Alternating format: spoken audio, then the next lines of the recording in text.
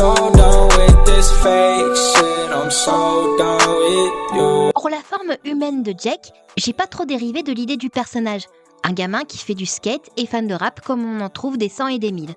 Mais j'ai décidé de m'amuser un peu en lui ajoutant des détails qui trahissent sa nature draconique.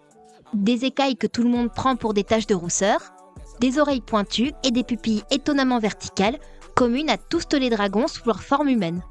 J'avais aussi pensé à lui faire des ongles plus longs que la moyenne, mais je me suis dit que ça ferait trop. Et pour rappeler la culture chinoise sans en faire trop, un t-shirt orné du signe zodiacal du dragon. Quant à ses goggles, c'est juste un style que je trouve cool. Vous croyez qu'il fallait toujours éviter de choisir des détails de chara-design juste parce que ça fait cool? On peut se permettre des exceptions si le reste est bien construit.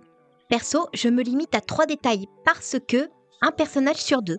Encore que dans le cas des goggles, il les gardera aussi une fois transformés pour les vols longue durée. D'ailleurs, pour sa forme de dragon, j'ai décidé de reprendre l'approche de la première saison et d'en faire un dragon à l'occidental. Mais vu qu'on parle d'un jeune métis, j'ai eu envie de lui rajouter les oreilles et cornes de cerf qu'on trouve sur la majorité des représentations des dragons asiatiques. Tu vas lui donner des moustaches aussi? Bah non, il a que 13 ans.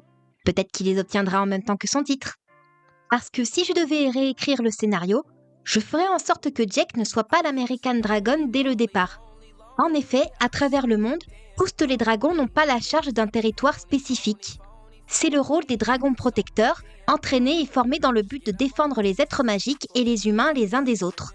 Et si une potentielle s'en montre particulièrement digne, alors le Grand Conseil des Dragons la désigne comme protectrice d'un territoire et la confie à un esprit familier, chargé de l'assister dans sa tâche.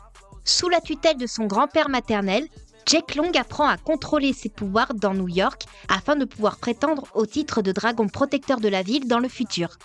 Et comme dans la série originale, il s'agira d'une histoire semi-feuilletonnante dans laquelle Jack prendra conscience des responsabilités qui incombent à un dragon protecteur, en apprendra davantage sur le monde surnaturel et affrontera les déboires du passage à l'âge adulte.